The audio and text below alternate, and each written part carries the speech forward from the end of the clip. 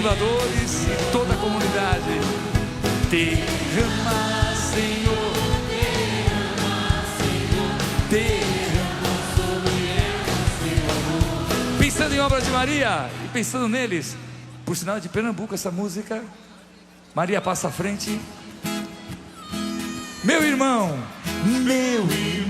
esteja em oração. Quando eu fui empurrado, saiu daí a letra. Jocélio me deu de presente. Minha irmã, Vigia com o texto na mão. Se o inimigo te empurrar, não esqueço nunca. Não vou esquecer.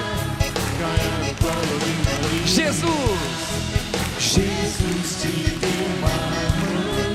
João 19, 27 diz: Jesus te deu uma mão. Obra de Maria. Jesus te deu uma mãe.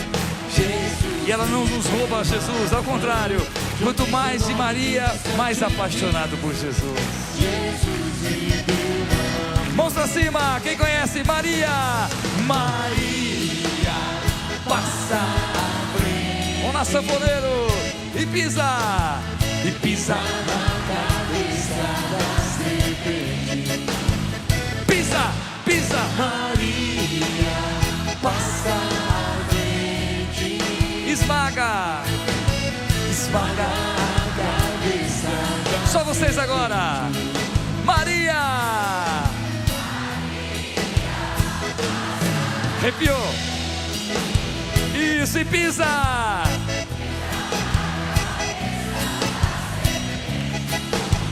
Pisa.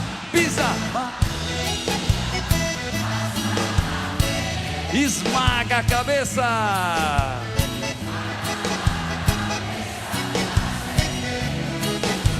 Meu irmão, juntos. Meu irmão, se liga que o inimigo quer. Se liga que o inimigo quer te derrubar. Mas Maria quer te perdoar. Minha irmã, vigia com o terço na mão. Vigia com o terço na mão. Se o inimigo 14 de julho, tô aqui. Por quê? Jesus me deu uma mão. João 19, 27 diz: Jesus me deu uma mão. Confira João 19, 25 a 27. Jesus me deu uma mão. João 19, 27 Atenção, mulheres. Estamos ao vivo. Mulheres, Maria, mamãe, esposa.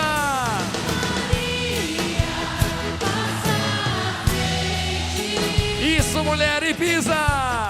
Pisa na cabeça da serpente. Maria passa à frente. Esmaga. Esmaga a cabeça da serpente. Juntos, Maria. Maria passa à frente. Pisa. E pisa na cabeça da serpente. Pisa. Maria passa à frente. Esmaga a cabeça da serpente. Viva Nossa Senhora!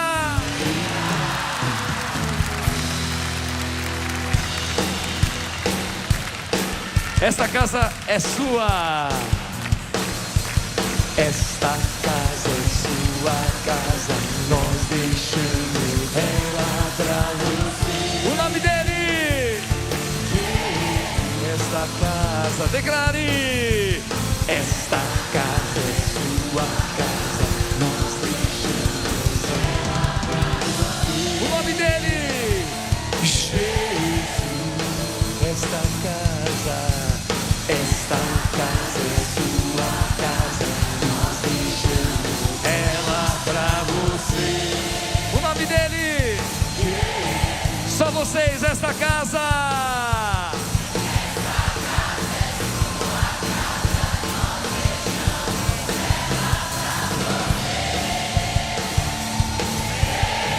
Quem ama Jesus, essa casa, declare.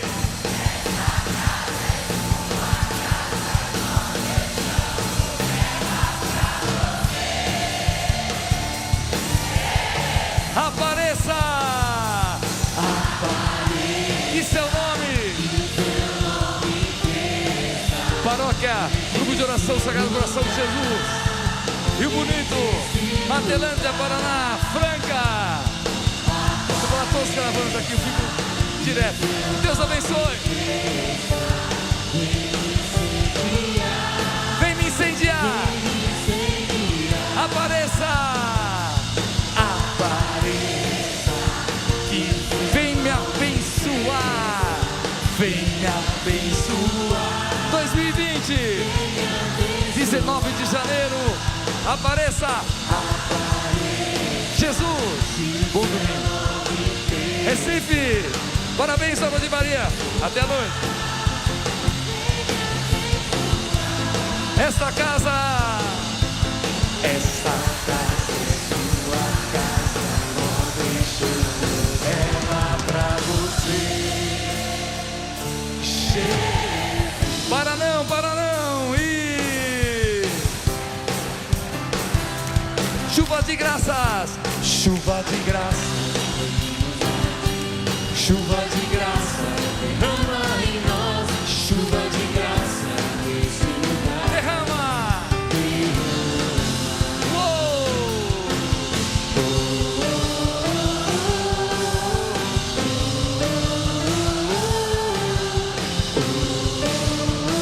Derrama.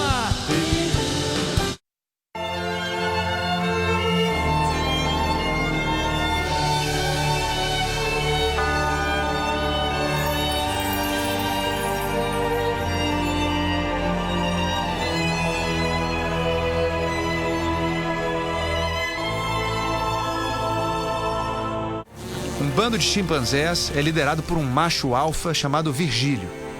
O poder alimenta inveja e ressentimentos. E o que não falta são rivais de olho no posto de líder.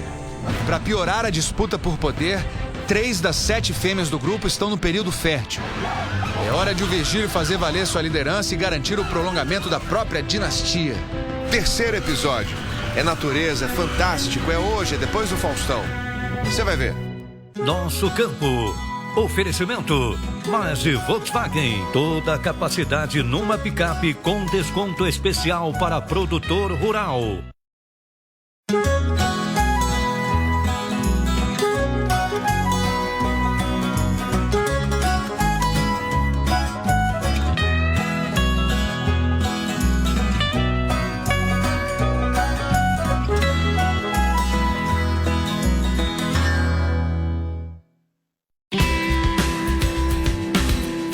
Bonitos e exóticos. É a beleza dos corais. Uma produção longe do mar. Quanto tempo que leva para cada um se desenvolver? Geralmente a gente põe na média aí de uns 3 centímetros por mês. Helicóptero na pulverização de lavouras. Hoje a gente está extremamente satisfeito com a tecnologia e a aplicação. A tradição da fabricação de balaios. Começamos no meu tio, né? Depois passou pros irmãos, sobrinho, filho. Vai acabar tudo em família aqui. Velhinhos e históricos. Uma coleção onde só entram tratores. Aqui temos um trator alemão e detalhe, né? É um trator flex. É um trator super flex. E vamos mostrar uma receita de moqueca de banana. O bom é que tem aqui o suficiente para repetir, né? À vontade.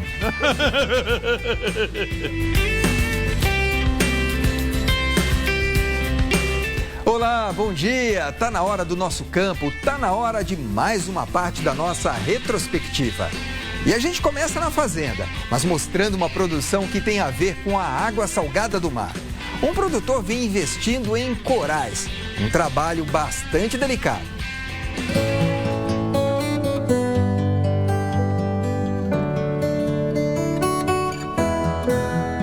Água salgada, peixes marinhos e um coral exuberante. Parece o fundo do mar, Mas tudo isso está bem longe do oceano, a quase 200 quilômetros do litoral. Esta é a primeira criação de corais marinhos do Brasil com autorização do IBAMA. São cerca de 200 espécies, todas importadas do Mar Vermelho, Austrália e Indonésia. Cores vivas,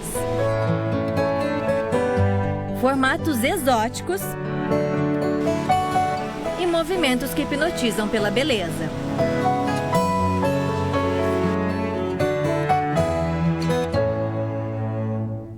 Márcio é o fazendeiro de corais. Apaixonado por aquarismo desde criança, transformou o hobby em negócio. Com a ajuda da mulher, Tatiana. Há 7 anos, o casal é responsável por atender os pedidos de clientes vindos de várias partes do Brasil e até de outros países.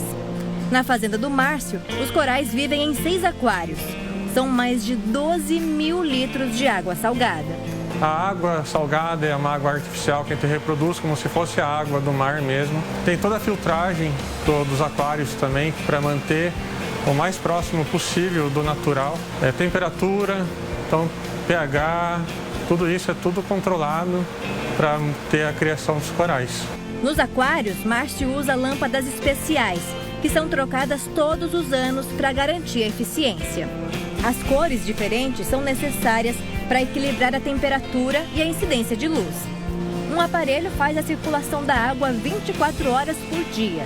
Este filtro funciona como um reator de cálcio. Dentro são colocados esqueletos de corais que também ajudam na reposição de elementos e minerais.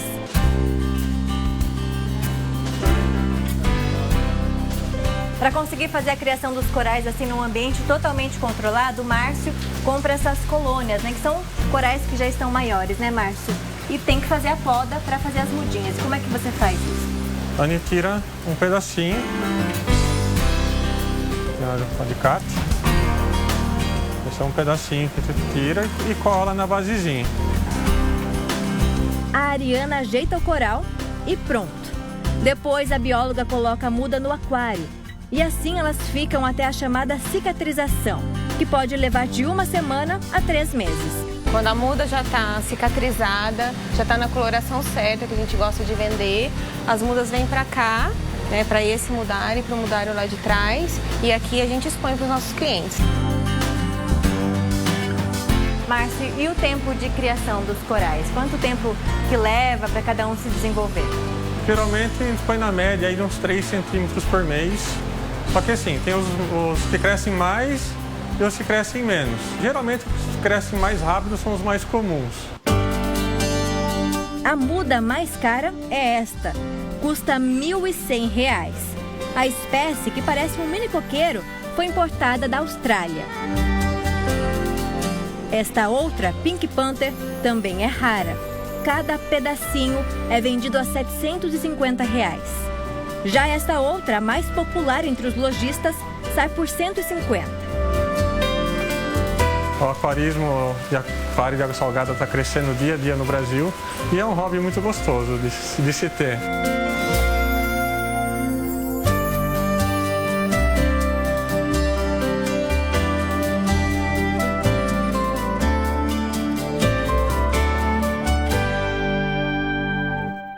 Só pelo que a gente viu aí nos aquários, dá para ter uma ideia da riqueza que há no fundo do mar.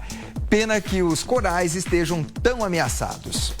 Mudando de assunto, a aviação agrícola, usada principalmente na pulverização de grandes áreas, vem crescendo nos últimos anos. E tem até helicóptero sobrevoando as lavouras.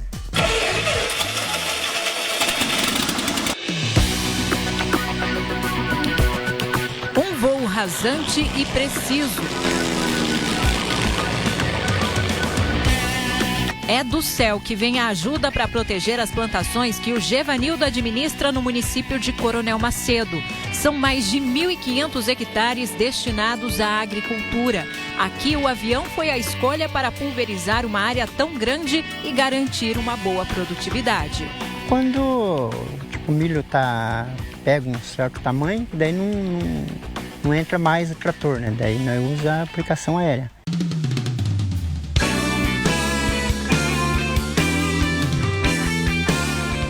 No Brasil, são quase 2.200 aeronaves. O estado de São Paulo tem a terceira maior frota do país. Os dados são do Sindicato Nacional das Empresas de Aviação Agrícola. As pulverizações aéreas com avião custam em média R$ 36,00 por hectare. O preço vai variar de acordo com a distância da base de pouso e decolagem. Um avião como este tem capacidade para 600 litros. Nas aplicações de fungicidas, consegue pulverizar 30 hectares por voo. Já no uso de inseticidas, 60 hectares são feitos a cada voo.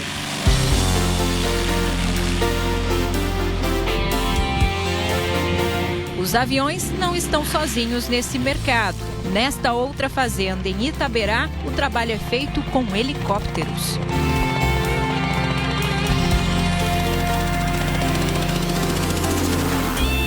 Há 3 anos, a aeronave foi liberada pela Agência Nacional de Aviação Civil para esse tipo de voo. Foi então que o Diego, que é piloto, resolveu fazer um teste na propriedade dele. A gente aderiu a essa nova tecnologia, sempre buscando produtividade, altíssima produtividade na fazenda. Começamos os testes aqui mesmo na fazenda nossa, com os nossos agrônomos, tudo, e desenvolveu e aperfeiçoou muito mais ainda a tecnologia do helicóptero. Hoje a gente está extremamente satisfeito com a tecnologia e a aplicação.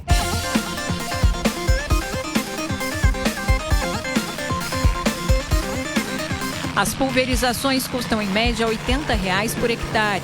Um helicóptero como este tem capacidade para 250 litros. Em condições favoráveis é possível pulverizar 600 hectares por dia. O tamanho do aplicador também pode variar, o que garante mais precisão. O helicóptero consegue chegar a áreas de difícil acesso. Quase todo lugar vira uma pista de pouso e decolagem. Uma outra vantagem desse tipo de aplicação é que as pás do helicóptero pressionam o ar para baixo. E isso ajuda a aplicar o produto com mais eficiência para dentro das lavouras. Qualquer terreno as pás ajudam, é muito vento soprando para baixo, o produto ele desce muito no bacheiro da planta. É o que a gente não conseguia antes com o avião. Uma aplicação, o avião lançava o produto, mas aí chegava no bacheiro, cadê o produto? Não chegava no bacheiro. É do bacheiro que entra os fungos, entra as pragas, entendeu?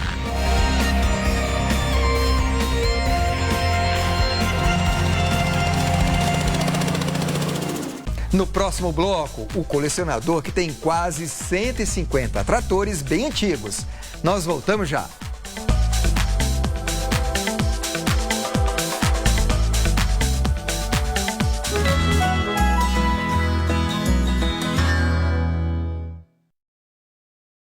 Hesse Volkswagen, condições exclusivas para frutista e produtor rural. Amarok com descontos a partir de 27% sem entrada e com taxa de 0,99. Saveiro com descontos de até 25%. Abraão Hesse, General Carneiro 1500. Faça revisões regularmente. Tatiti apresenta mais produtos, mais ofertas. Vem pra Tatiti. Tinta acrílica 18 litros, R$ 64,99. Rolo de pintura 2,19. Gabinete mais espelho, só R$ 104,99. E o frete é grátis. Mais produtos, mais ofertas. Só na Tatiti.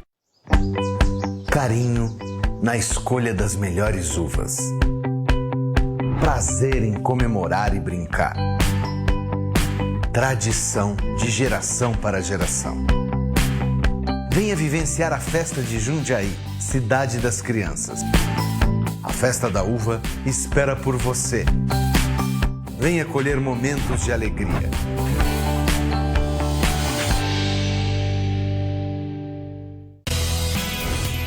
Na Marge Volkswagen você encontra a Saveiro perfeita. Ótimo custo-benefício para o seu negócio. Produtor rural tem desconto especial. Saveiro com freio a disco nas 4 rodas em todas as versões. Capacidade de carga e suspensão reforçada. Cabine dupla para 5 pessoas. Leve tudo e todos. Venha fazer um best drive na Marge Volkswagen em Itu.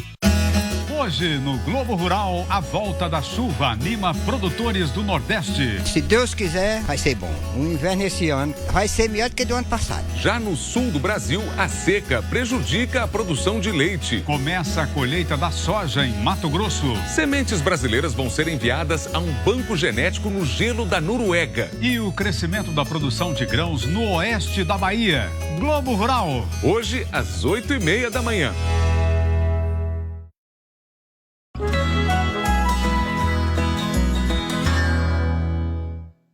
O nosso campo está de volta para mostrar uma tradição em Catiguá, região de Rio Preto.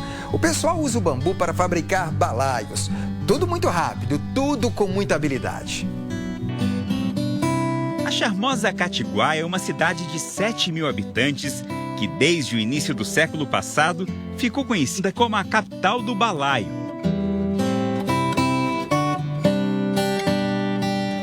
Essa fama surgiu em 1930, quando os moradores começaram a fazer balaios para a agricultura. Na época, a região era muito forte no cultivo do café. E até hoje, basta dar uma volta pela avenida principal e logo a gente entende o porquê desse título. São diversas fábricas de balaio, sempre com uma lojinha na frente. A maioria delas, empresas familiares. Começou no meu tio, né? Depois passou pros irmãos, sobrinho, filho. Já tá tudo em família. Os irmãos Basaglia fazem balaios há 50 anos. Uma paixão que começou quando eles eram ainda crianças. A gente era moleque, vinha, sentava aí na porta e o homem chamou pra gente começar a aprender.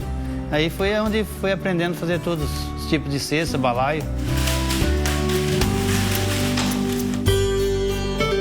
Para a gente entender o processo de produção do balaio, é preciso vir para o campo, acompanhar o corte do bambu, o que não é tão simples quanto se imagina. O pessoal tem o que a gente chama de olho clínico. Sabe só de ver o bambu que serve e o que não serve para a produção de balaio? O bambu tá de médio para grosso, a gente já corta ele. Aí o bambu tem que ter... uma espessura, mais ou menos essa aqui, ó, para fazer as peças menores que a gente faz lá na fábrica. Aí para fazer o balaio, isso aqui também serve. Para fazer as esteiras de forro tem que ser o bambu mais grosso.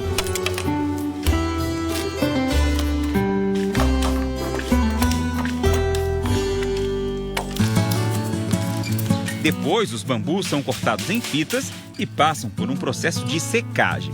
Aí é a vez do pessoal começar a tecer as peças. Cada peça exige um tempo de produção, um cuidado diferente. Um balaio como esse demora em média 20 minutos para ficar pronto. É claro que tudo isso leva em conta a agilidade de quem está fazendo. Altieres, de onde vem essa agilidade toda? Muito tempo de serviço já, né? A gente acostuma com a produção, a gente consegue fazer mais rápido cada vez mais. Você consegue fazer quantos balaios por dia? Uns 15, 20 balaios, depende se o material estiver pronto.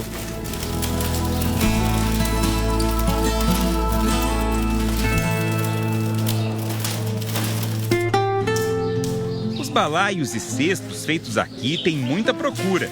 Vem gente de longe comprar. Antes muito usados na agricultura, hoje destaque na decoração. Pessoas passam aqui, vê, admira do trabalho, né? Porque é artesanal.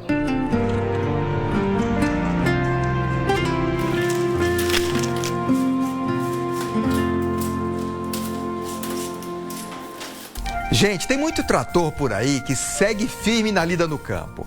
Outros foram aposentados, mas são valorizados como relíquias. Nós fomos conhecer uma coleção cheia de máquinas de várias partes do mundo.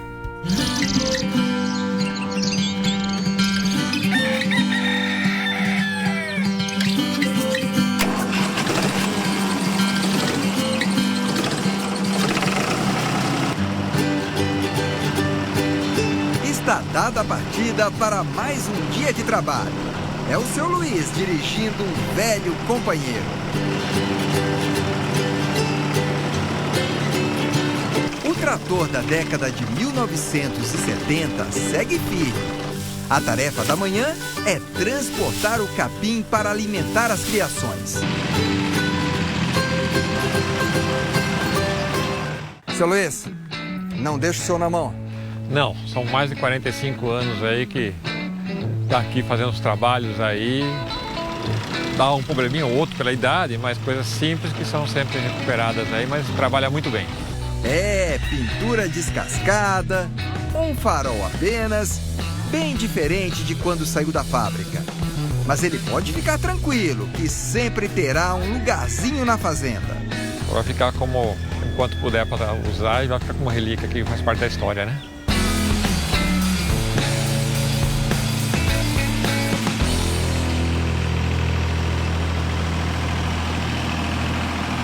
E quando se trata de raridade, esta fazenda também se destaca. Aqui tem trator antigo.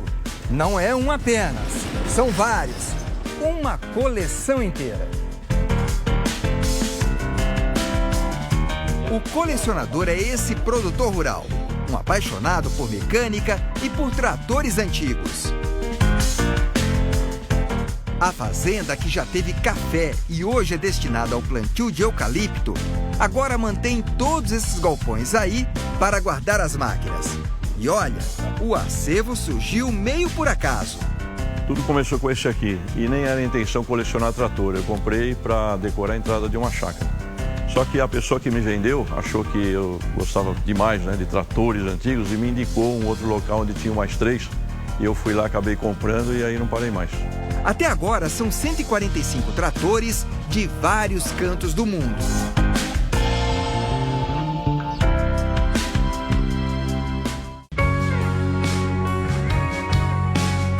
São galpões com muita história, muitos detalhes interessantes. Este trator não tem pneu, as rodas são de ferro. E por quê? O mais provável é que, como é um trator fabricado logo após a Segunda Guerra Mundial, havia muita escassez de matéria-prima. Então decidiu-se fazer rodas de ferro justamente por causa da falta de matéria-prima. Agora aqui temos um trator alemão e detalhe, né? É um trator flex. É um trator super flex. Eu já ouvi falar muita coisa a respeito de mecânicas antigas, recuperadas para os tempos de hoje, mas o flex eu ainda não tinha ouvido falar. Esse aqui funciona com qualquer coisa. Ele funciona desde os combustíveis tradicionais, óleo cru, querosene, óleo diesel, até outros tipos de combustível não tão convencionais. Pode pôr pinga, álcool puro e banha de porco. Quase todos os tratores já foram reformados. Chegaram aqui depois de uma incansável garimpagem em diferentes partes do país. Mas, quase sempre, são descobertos numa situação que não é nada animadora. Esse trator eu encontrei literalmente num galinheiro, coberto de galinha e sujeira de galinha, todinho enferrujado, semi-desmontado. Então é inacreditável que ele tenha voltado à sua condição original. Deu muito trabalho.